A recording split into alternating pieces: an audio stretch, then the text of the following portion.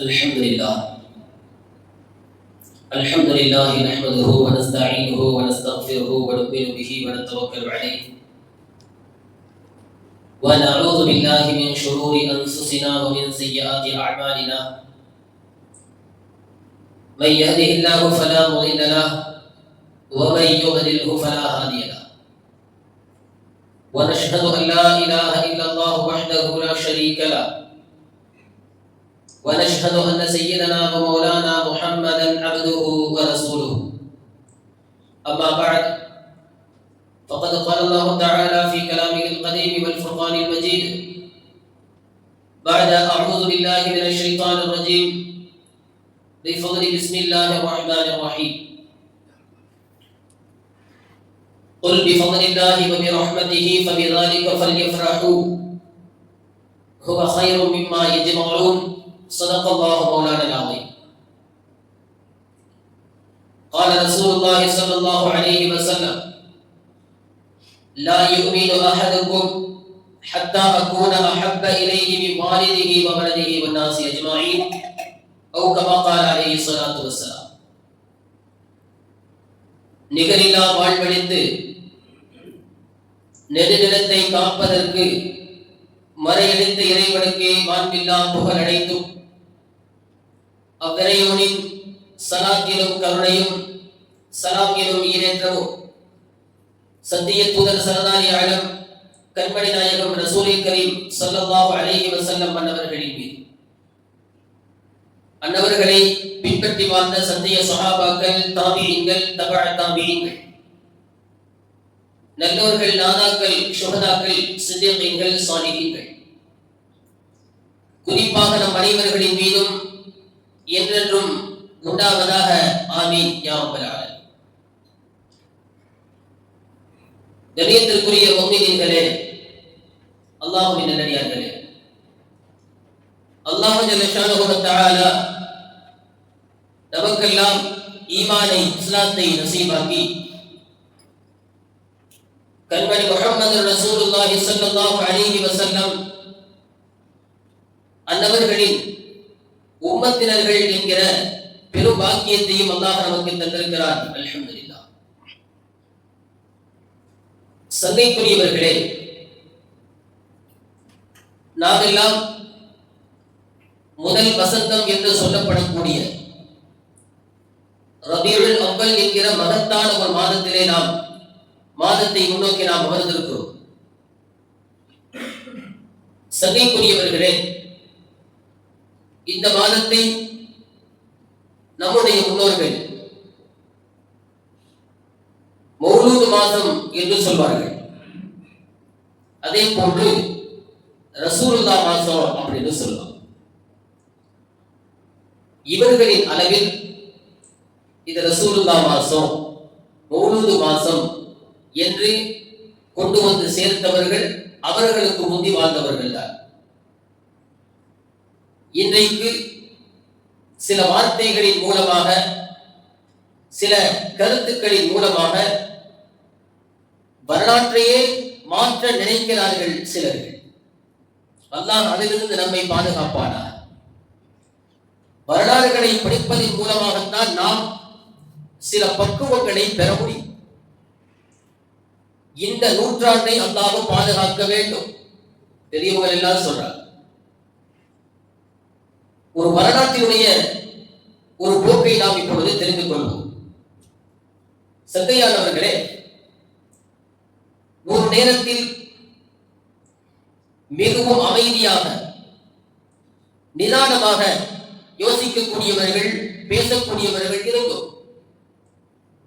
சொல்ல போனால் சபைகளில் எப்படி பேச வேண்டும், பெரியவர்களிடம் எப்படி நடந்து கொள்ள வேண்டும் என்று சொல்லி தரப்படாத நேரத்திலும் கூட யதார்த்தமாக உள்ளத்தில் இருந்தது. சொல்லி கொடுக்காமலேயே பெரியவங்களை மதிக்கணும், மரியாதை கொடுக்கணும், சபைகள்ல நாகரீகமாக இருக்கணும் என்பதெல்லாம் தெரிந்த தலைமுறை நம்மை விட்டு சென்று விட்டது. ஆனால் இன்றைக்கு சபைகள் கூடினால் பெரிய சண்டை சச்சரவுகளை பார்க்கிறோமா இல்லையா? ஒருவன் ஒரு தனி மனிதனாக சமுதாயத்தில் ஒருவன் பெரியவனாக இருக்கும் காலம் வரைக்கும் இது போன்ற பிரச்சனைகள் பார்க்கவே இல்லை இந்த சமுதாயம். எப்பொழுது இந்த பிரச்சனைகளை நாம் பார்க்க ஆரம்பிக்கிறோம் என்று சொன்னால், ஒருவன் ஒரு இயக்கமாக மாறுகிற போது, அவனுக்கு என்று சில பதவிகள் தரப்படுகிற போது, அவனுக்கு சொல்லித் தரப்படுவது என்ன தெரியுமா? உங்க அத்தாவா இருந்தாலும் கூட அதை நீ கேள்வி கேளு, ஆலிமா இருந்தாலும் பார்க்காத கேள்வி கேளு, இதுக்கு என்ன ஆதாரம் கேள், அதுக்கு என்ன ஆதாரம் கேள், சும்மா விடாத என்று மரியாதைகள் கண்ணியங்கள் என்பது சூறையாடப்பட்டிருக்கிறது. தெளிவா தெரியுதா இல்லையா? எப்படி இருந்தோம், இப்பொழுது எப்படி இருக்கிறோம்? பெரியவர்கள் என்றால் ஒன்றுமில்லை, நபியையே சாதாரண மனிதன் என்று சொல்ல துணிந்தவர்களால் இது சாதாரணமான விஷயம் தான். இது ஒரு பெரிய விஷயம் இல்லை. பள்ளி நம்ம ஊர்ல இருக்கிற இமாம்களை பேசினா கூட பரவாயில்லைன்னு சொல்லலாம். யாரையெல்லாம் பேச துணிந்து விட்டார்கள்? ஹதீஸ்களையில் தேர்ச்சி பெற்றவர்களை. சரி, அதோட முடிஞ்சிருச்சான்னு பார்த்தா இல்ல, பத்தாது. சஹாபாக்கள் அப்படி. சஹாபாக்கள் யாரு? பின்பற்றுவதற்கு அவர்கள் யார்? அவர்களை ஏன் பின்பற்ற வேண்டும் என்றெல்லாம் கேள்விகளை கேட்க வேண்டியது. இவர்களையும் பின்பற்றுவதற்கு என்று ஒரு சமூகம் இருக்கிறது அல்லவா? அல்லாஹ் பாதுகாக்க வேண்டும். இந்த கூட்டத்திலிருந்து அல்லாஹ் நம்மை பாதுகாப்பானாக. கேள்வி கேட்கும் பொழுது நியாயமா இருக்கும். சஹாபாக்களை பின்பற்ற வேண்டும் என்று சொல்கிறீர்களே, சஹாபாக்களுக்கு நான் வகியா வருது? கேள்வி கேட்கிறப்ப நமக்கு எப்படி இருக்கு? ஆமா, சஹாபாக்களுக்கு வகி வரலையே, நபிக்கு தானே வகி வரும், அப்ப சஹாபாக்களை பின்பற்றக்கூடாது நாம நினைச்சுக்குவோம். உண்மை என்ன தெரியுமா? நமக்கு முதல்ல தெரியும் யாரை பின்பற்றுவது பின்பற்றக்கூடாது. நமக்கு தெரிஞ்சாதான் நாம பதில் சொல்வோம். இல்லையா நம்ம வாயை மூடிட்டு என்ன செய்வோம்? கேட்டுட்டு அவனை பின்பற்றி போக வேண்டிய ஒரு நிலை ஏற்படுமா இல்லையா? அவர்களுக்கு வகி வருகிறது என்பதற்காக நாம் சஹாபாக்களை பின்பற்றுவதல்ல. வகி சொல்கிறது, குர்ஆன் சொல்கிறது, சஹாபாக்களை பின்பற்றுங்கள். புது கருத்தை சொல்லி இன்றைக்கு சமூகத்தையே மாற்ற நினைக்கிறார்களா இல்லையா? நாம் அதிலிருந்து பாதுகாப்பு பெற வேண்டும். நாம் எச்சரிக்கையாக இருக்க வேண்டும். இது போன்ற காலங்களை தான் நபி ஸல்லல்லாஹு அலைஹி வஸல்லம் அவர்கள் நமக்கு எச்சரிக்கை செய்து விட்டு சென்றார்கள். வரலாற்றை பற்றி யோசிப்பதில்லை, எதை பற்றியும் கவலைப்படுவதில்லை. சில நேரங்களில் நாம் பேசுவதன் மூலமாக நம்ம அமலே வீணா போயிடும். நம்ம அமலே என்ன செஞ்சிடும்? வீணா போயிடும். அமல்கள் பாழாக போய்விடும். அதையெல்லாம் பற்றி கவலைப்படுவதே இல்லை. மிக சாதாரணமாக நமக்கு பதவி இருக்கிறது என்பதற்காக, நமக்கு பின்னால் 4 நபர்கள் இருக்கிறார்கள் என்கிற எண்ணத்தோடு சர்வசாதாரணமாக பேச துணிந்து விட்டார்கள் இந்த தலைமுறையில் உள்ள சிலர்கள். அல்லாஹ் நம்மை பாதுகாப்பானார். சங்கைக்குரியவர்களே, ரபீஉல் அவ்வல் மாதத்தை நாம் நெருங்கிவிட்டோம். நீங்க இணையதளங்களை எடுத்து பார்த்தால் இப்பொழுது நம்முடைய காதுகளில் கேட்கக்கூடிய வார்த்தைகள் எல்லாம் ஷிர்காகத்தான் இருக்கும். ஷிர்கு என்று பேசக்கூடிய வார்த்தைகளை தான் நாம் என்ன செய்வோம்? காதல கேட்போம். நாம எடுத்து படிக்க போறது இல்லை. எதை சொன்னாலும் கேட்போம் என்கிற எண்ணத்தோடு சில பதிவுகள் நமக்கு சொல்லுவார்கள். நாம கிதாபைய புரட்டி பார்ப்போம், நமக்கு நேரம் இருக்காது. கேட்டுட்டு நாம போறதுதான் நமக்கு வேலையா இருக்கும். சொல்றாங்களேன்னு எடுத்து புரட்டி கூட நாம பார்க்க மாட்டோம். நாம என்ன செய்வோம்? ரபீஉல் அவ்வல் மாதம் வந்துவிட்டால் சந்தோஷத்தை வெளிப்படுத்துவோம்.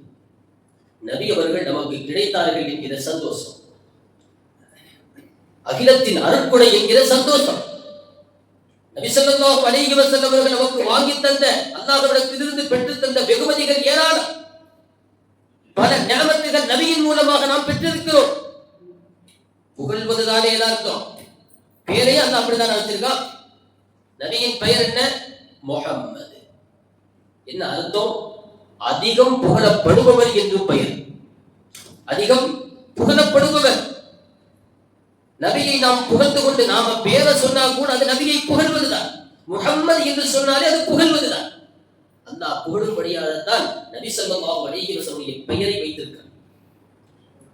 உலகம் படைக்கப்பட்ட காலத்திலிருந்து நபி வரும் வரைக்கும் அந்த பெயர் பூமியில கிடையாது. முஹம்மது என்கிற பெயர் பூமியில இல்ல. ஆனா நபி பிறந்ததற்கு பிறகு முஹம்மது இல்லாத தெருக்கள் கிடையாது. அல்லாஹ் அப்படி வைத்தான் நபி ஸல்லல்லாஹு அலைஹி வஸல்லம் அவர்களை. இந்த கண்ணியத்தை எல்லாம் காத்த காலம் எல்லாம் மலையேறி போய்விட்டது. இன்று இருக்கக்கூடிய இந்த இளைஞர்கள் தலைமுறைக்கு சுத்தமாக ஒன்றுமே புரியவில்லை. என்ன சூழ்நிலை என்று நம்மால் விளங்க முடியவில்லை. உலமாக்கள் பெரிய அளவுல வீதியில் நின்று பேசுறது கிடையாது.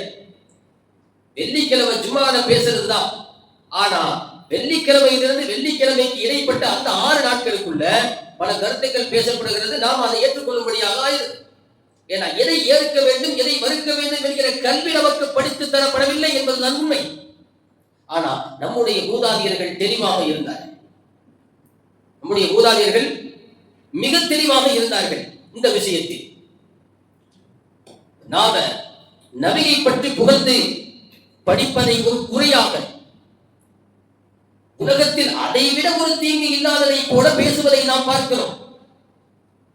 சிலர்கள் பேசுகிறார்கள், நீங்க மௌலூது ஓதிட்டு எழுந்திருச்சீங்கன்னு சொன்னா உலகத்தில் உங்களை விட பாவம் செய்தவன் ஒருவனும் இல்லை. அந்த நிலையில தான் நீங்க மௌலூது ஓதிட்டு எந்திரிக்கிறீங்க.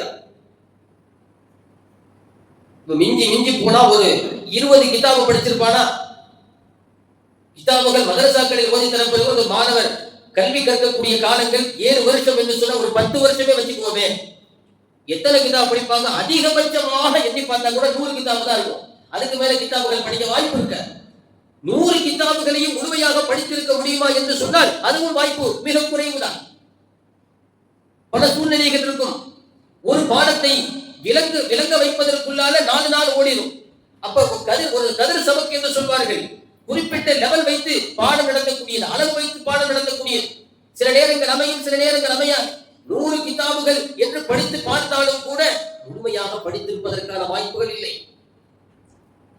எல்லா கிதாபுகளையும் படிப்பது எதற்காக? ஏன் இத்தனை கிதாபு? மார்க்கத்தை முறையாக விளங்குவதற்காகத்தான், சரியாக புரிஞ்சுக்கிறதுக்கு. இன்னைக்கு என்ன சொல்றான்? சொந்தமா நீ எடுத்து குர்ஆனை பார்த்து அர்த்தம் வையுங்க, நீ ஹதீஸை பார்த்து நீ அர்த்தம் வையுங்க, நீ சொந்தமா யோசி அப்படிங்க. இதுல மக்கள் விழிப்புணர்வு அடைந்திருக்கிறார்களா? குர்ஆனை எடுத்து படிக்கும் வாய்ப்பை இந்த சமூகம் தந்துவிட்டது. ஹதீஸை படிக்காமல் இருந்தோம், படித்ததற்கு பிறகு நமக்கு புத்தி கிடைத்து விட்டது என்றெல்லாம் நினைக்கிறார்கள். மக்களுடைய எண்ணம் அது. ஆனால் யதார்த்தம் அது அல்ல. நாம் ஒரு தனி பாதைக்கு தள்ளப்படுகிறோம். ஒரு தனி கொள்கையை நமக்கு பிரித்து தர பார்க்கிறார்கள். அதற்காகத்தான் இந்த கருத்துக்கள் எல்லாம் நமக்கு மத்தியில் பதியப்படுகிறது. சங்கைக்குரியவர்களே, இந்த நாம ஓதக்கூடியதற்கு எந்த ஆதாரங்களும் கிடையாது. இது முழுமையாக குப்பை தொட்டிகளில் வீசப்படக்கூடியது என்றெல்லாம் பேசப்படுவது. நீங்க இன்னைக்கு போய் சிலர் பேசுவதை நாம பார்க்கிறோம். நீங்க இன்னைக்கு போய் இந்த நாம ஓதக்கூடிய சுபஹான ஓதுத சவுதியில கொண்டு போய் காட்டினீங்கன்னா அவன் எரிச்சிருவான் அப்படிங்கிறான். நாம சொல்றோம் அவன் எரிப்பான் தான். ஏன் எரிப்பான்? ஏன்னா நீங்க நினைக்கிற மாதிரியான சவுதி இல்லை இது. 100-120 வருடங்களுக்கு முன்னால உள்ள சவுதி இல்லை இந்த சவுதி. இது சவுதிகளால் கைப்பற்றப்பட்ட சவுதி. அவங்க பேரு சவுதிகள்.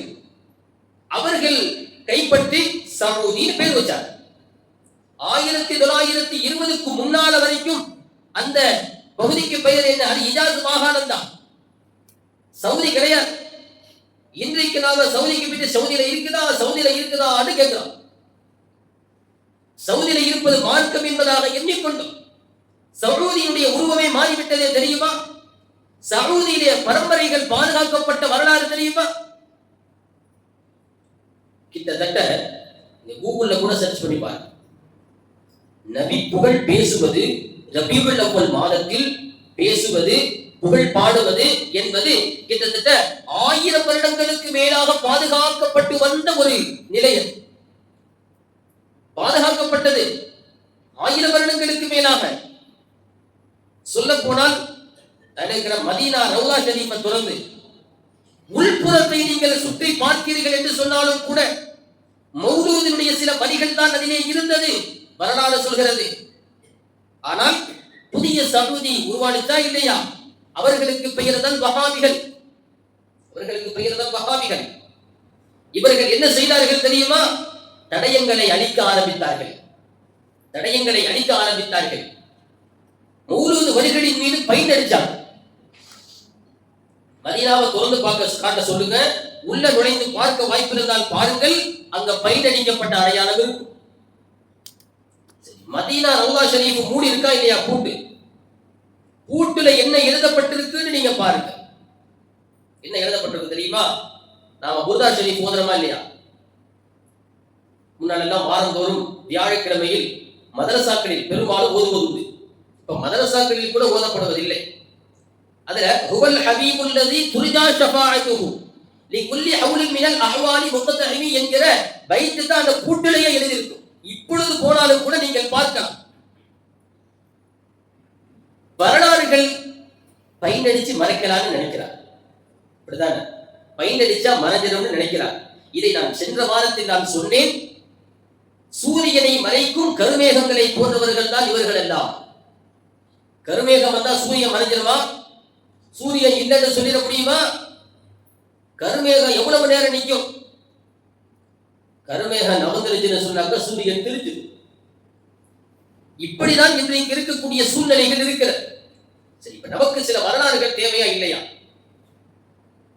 மதீனா ரவுலா ஷரீஃபில் உட்கார்ந்து கூட மௌலூதுகள் படிக்கப்பட்டிருக்கிறது. மௌலூதுகள் ஓதப்பட்டிருக்கு. புர்தா ஷரீஃபுகள் ஓதப்பட்டிருக்கிறது. இது எல்லாம் மறைப்பதின் மூலமாக என்ன லாபம் என்று நமக்கு தெரியவில்லை. அல்லாஹ் பாதுகாக்க வேண்டும். நமக்கு நாம ஓதுறோமா இல்லையா? சதக்கத்துல்லா அப்பா என்று சொல்லப்படக்கூடிய காயல் பட்டினத்தில் இருக்கக்கூடிய ஒரு இறைநேசராக வாழ்ந்தவர்கள். எப்ப வாழ்ந்தாங்க? அவங்க வாழ்ந்த காலம் எது? அவங்க 1632வது வருடத்தில் பிறந்தவர்கள். 1715 வஃபாத்தானார்கள். 83 ஆண்டுகள் வாழ்ந்தவர்கள். இந்த காலம் எப்போ? 390 வருடங்களுக்கு முன்னால், 350 வருஷத்துக்கு முன்னாடி வாழ்ந்தவர்கள். அவர்கள் தான் இந்த சுபஹான மௌலிதை தமிழகத்தில் என்ன செஞ்சவங்க? கொண்டு வந்தவங்க. அதற்கு முன்னாலே இல்லை. கிட்டத்தட்ட 300 வருடங்களுக்கு மேலாக நாம ஓதுறமா இல்லையா? இதையே யாரும் யோசிக்கிறது இல்லை. ஓதுறவங்க எல்லாம் அந்த அளவுக்கு முட்டாளா?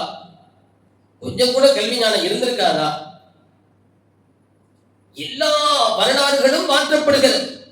சில வார்த்தைகளின் மூலமாக மாற்றலாம் என்று நினைக்கிறார்கள். சத்தியமாக மாறாது, நிச்சயமாக மாறாது. அதே போல இந்தியாவின் முதல் முஹத்திஸ் என்று சொல்லப்படக்கூடிய, இந்தியாவுக்கு கல்வி கிடைச்சது அவர்களின் மூலமாகத்தான். டெல்லி மதரசா ரஹீமியாவினுடைய நிறுவனர் ஷா அப்துல் ரஹீம் தெஹ்லவி ரஹ்மத்துல்லாஹி அலைஹி அவர்களும் 380 ஆண்டுகளுக்கு முன்னால் வாழ்ந்தவர்கள். கூகுள் எடுத்து சர்ச் பண்ணி பாருங்க.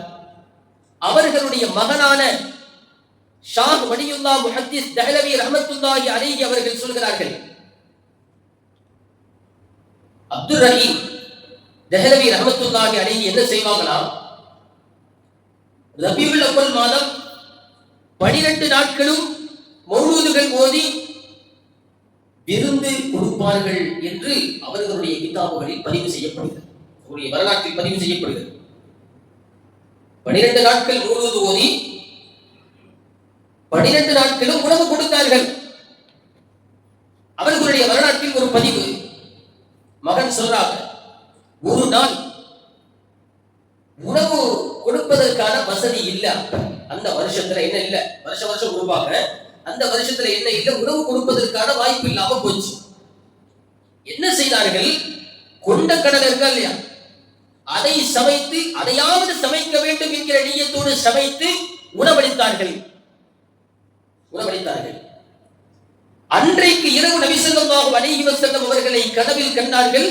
நபியை பார்க்கிற போது நபிக்கு முன்னால் எந்த பாத்திரத்தில் கொண்டக்கடலை இருந்ததோ அந்த பாத்திரத்தோடு நபி அவர்களை அவர்கள் கனவில் கண்டார்கள். இதற்கு பெயர் தான் அங்கீகாரம். இதெல்லாம் கட்டுக்கதைகள் இல்ல, வரலாற்றுல இருக்கக்கூடிய உண்மையான தகவல்கள். ஒரு 300 வருஷத்திற்கு முன்னால் நடந்த நிகழ்வுகள் இதெல்லாம். அவர்களுடைய பாரம்பரியமான அவருடைய பிள்ளைகள், பேர பிள்ளைகள் என எல்லோரும் இதை மகிழ்ந்துதான் இருந்தார்கள், சிறப்பு படுத்தி தான் இருக்காங்க. நாம் அதை பத்தி யோசிக்கிறது இல்லை. எதுக்காக செஞ்சாங்க? அல்லாஹ்வுக்கு இணை வைக்கிறதுக்கா? ஷிர்க் செஞ்சு நரகத்துக்கு போறதுக்கா இந்த வழியெல்லாம் காட்டாங்க. மிக மோசமான வார்த்தைகள் சர்வசாதாரணமாக சமூகத்தில் பதிவு செய்யப்படுகிறது. இமாம்களை ரொம்ப வட்டமா பேசக்கூடிய ஒரு பழக்கம், இது மிகப்பெரிய விபரீதத்தை, ஈமானுக்கு விபரீதத்தை ஏற்படுத்தக்கூடியது. இமாம் சுயூத்தி ரஹ்மத்துல்லாஹி அலைஹி மௌலூதுகளை பற்றியும், அவங்களும் கிட்டத்தட்ட ஒரு 500 வருடங்கள் 600 வருடங்களுக்கு முன்னால் வாழ்ந்தவர்கள். அந்த இமாம் மௌலூதுகளை பற்றியும் மீளாது வினாக்களை பற்றியும் மிக சிறப்பாக பேசியிருக்கிறார்கள். அவங்கெல்லாம் நம்மளை போல இணையதளங்கள்ல 2-3 ஹதீஸ படிச்சுட்டு மார்க்கம் பேசுறவங்க இல்லை. 1000 கிதாபுகள் எழுதி இருக்கிறார்கள் இமாம் சுயூத்தி ரஹ்மத்துல்லாஹி அலைஹி அவர்கள். மதரசாக்களில் பாடம் நடத்தக்கூடிய தஃப்சீர் ஜலாலைன் என்று சொல்லப்படக்கூடிய கிதாபுகள் அவர்களுடையதுதான். 1000 கிதாபுகள் அவர்கள் எழுதிய நூல்கள். அவங்க ஒரு ஒப்பீடு செய்யறாங்க பாருங்களேன். நபி பிறந்த இரவு சிறந்ததா அல்லது லைலத்துல் கத்ருடைய இரவு சிறந்ததா என்று ஒப்பிடுகிறார்கள். நாம சொன்னா என்ன நடக்கும் பார்த்தீர்களா? குர்ஆனிற்கு எதிராகவே இவர்கள் பேசுகிறார்கள். எவ்வளவு ஒரு மட்டரகமான ஒரு மார்க்கத்தை கடைபிடிக்கிறார்கள் பார்த்தீர்களா என்று பேசுவார்கள். இது நான் பேசுனது இல்ல, அவங்க பேசுறது. அவங்க பேசுறத நான் சொல்றேன். ரசூல் ஸல்லல்லாஹு அலைஹி வஸல்லம் பிறந்த இரவு சிறந்ததா லைலத்துல் கத்ருடைய இரவு சிறந்ததா? உங்ககிட்ட கேட்கிறேன், எது சிறந்ததுன்னு கேட்டா நீங்க என்ன சொல்வீங்க? யாராவது சொல்லுங்க. லைலத்துல் கத்ருடைய இரவு சிறந்தது.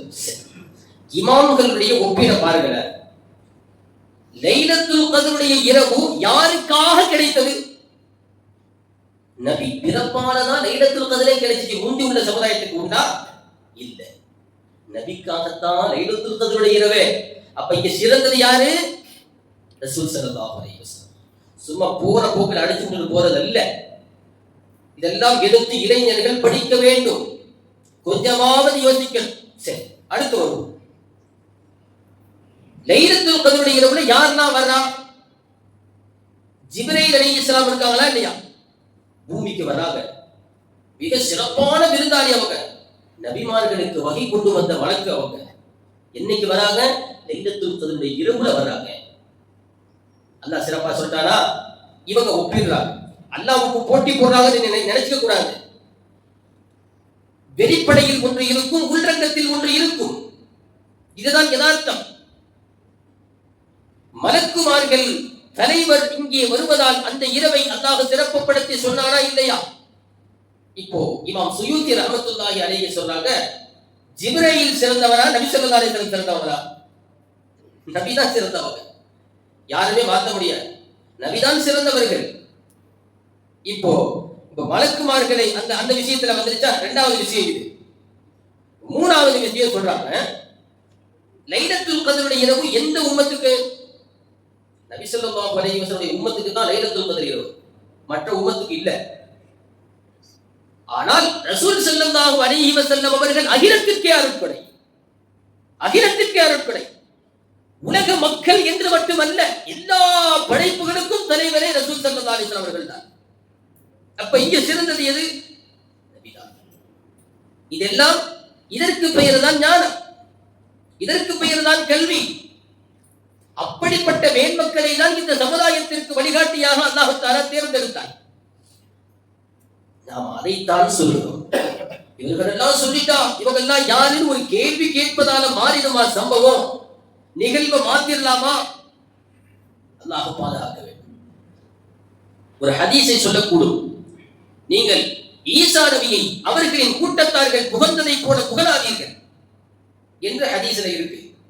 இந்த ஹதீஸுக்கு விளக்கம் சொல்லக்கூடிய இமாம் இப்னு ஹஜர் அல் அஸ்கலானி ரஹ்மத்துல்லாஹி அலைஹி சொல்கிறார்கள், நபியை ஹம்துங்கிற வார்த்தை இருக்கு, புகழுதற்கு ஹம்துங்கிற வார்த்தை இருக்கு, அதுதான் புகழ். இங்க லா துதுருனிங்கிறாங்க. இது துதுருனினா என்ன அப்படின்னா, பாத்திலாக புகழாதீர்கள் என்று பொருள். புகழாதீர்கள் பொருள் இல்ல, புகழவே புகழாதீங்கன்னு பொருள் வராது. பாத்திலாக புகழக்கூடாது. நபியை நபி என்று சொல்லி புகழ வேண்டும். நபிக்கு என்ன சிறப்பு அல்லாஹ் கொடுத்தாலும் அந்த சிறப்பை சொல்லி புகழ வேண்டும். குர்ஆனுக்கு முரண்படுகிறது, ஹதீஸிற்கு இதெல்லாம் நம்ம பேசுறதுக்கு வரி வரியாக சொல்லி அதனுடைய விவரங்கள் என்ன, எத்தனை ஹதீஸுகள், எத்தனை இமாம்கள் அதற்கு விளக்கம் சொல்லியிருக்காங்க, அதெல்லாம் நம்ம பேசுறதுக்கு இப்ப நேரம் இல்லை. ஆனால் யதார்த்தம் இதுதான். எழுதியவர்கள் ஒன்றும் அறிவு கெட்டத்தனமாக எழுதவில்லை, தான் தோண்டித்தனமாக எழுதவில்லை. இமாம்கள் இதற்கு முன்னால் வாழ்ந்தவர்கள் யாரும் நரகத்துக்கு போகணும்னு ஆசைப்பட்டிருப்பாங்களா? யாராவது? யாரை பார்த்தாலும் நரகவாசி நரகவாசி. இன்னொரு விஷயம், நீங்க மீலாது விழா கூட கொண்டாடிடுங்க, மௌலூத மட்டும் ஓதிடாதீங்க. அவ்வளவு அபத்தம் இருக்கிறது என்பதை சொல்ல வேண்டுமா?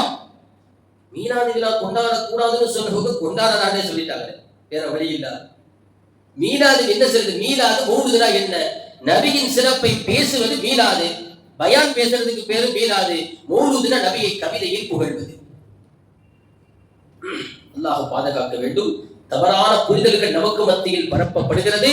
நிச்சயமாக நாம் ஓதக்கூடிய மௌலூதுகளில் எல்லளவும் குறை இல்லை, இதுதான் சத்தியம். எந்த வகையிலும் இது குர்ஆனுக்கோ ஹதீஸுக்கோ மார்க்கத்திற்கோ முரண்படவில்லை என்பதுதான் நம்முடைய மூதாதியர்களான இமாம்களுடைய கருத்து என்பதை நாம் நினைவில் கொள்ள வேண்டும். அல்லாஹ் ஜல்ல ஷானஹு வ தஆலா இந்த ரபீஉல் அவ்வல் மாதத்தை நாம் மகிழ்ந்து கொண்டாட வேண்டும். ஏதோ தானோன்னு கொண்டாடக்கூடாது. கொண்டாடுறதுனா என்ன? நபியை நினைக்கிறது, நபியை பத்தி பேசுறது, நபியை புகழ்றது. இதுதான். கேக்கு வெட்டி, வெடி வெடிச்சு, ரோட்ல ஆட்டம் போட்டு, கும்மால அடிச்சு, சரக்கு அடிச்சு, ஆர்கெஸ்ட்ரா வச்சு, இது அல்ல நாம கொண்டாடுற கொண்டாட்டம். அப்படி நடக்கவும் இல்லை. நாம கொண்டாடுவது என்ன? நபியை புகழ்கிறோம், நபியை பற்றி பேசி மகிழ்வதே இந்த மீலாது விழாக்களில் மௌலூது ஓதுவதின் நோக்கம். சபைகளை நிரப்புங்கள். அல்லாஹ் தஆலா வாழ்க்கையில் வளமான வாழ்க்கையை, பரக்கத்தான செழிப்பான வாழ்க்கையை நமக்கு தருவான். நம்முடைய முன்னோர்கள் ஓதுவதின் மூலமாக சீரும் சிறப்புமாக மகிழ்ச்சிகரமான வாழ்க்கையை வாழ்ந்தார்கள் என்பது உண்மை. அது போன்ற வாழ்க்கையை அல்லாஹ் தஆலா நபியை பற்றி பேசுவதன் மூலமாக, புகழ்ந்து கவிகள் படிப்பதன் மூலமாக நமக்கும் தந்தரல் புரிவானாக. ஆமீன். வாஹிர் தஅவானா அல்ஹம்துலில்லாஹி ரப்பில் ஆலமீன்.